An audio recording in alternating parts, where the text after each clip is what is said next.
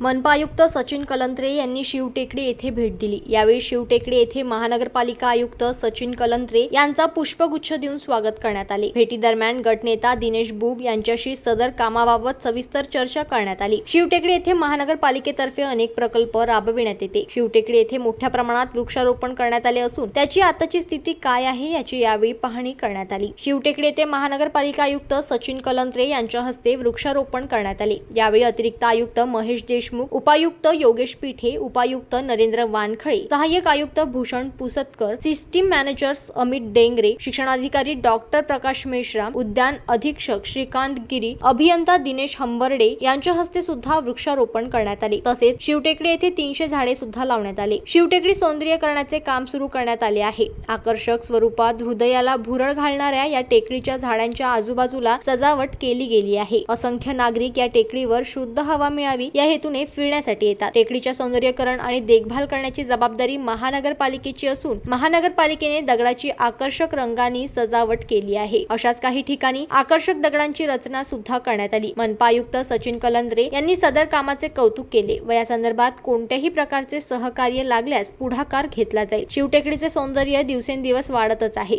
येथे आल्यावर मनाला वेगळाच आनंद होतो। सदर परिसर हा नेहमी हिरवागार राहायला पाहिजे यासाठी सगळ्यांनी प्रयत्न करावे। या टेकडीचे सौंदर्य आपण सगळे मिळून टिकवू या असे आयुक्तांनी आपले मनोगत व्यक्त केले आहे।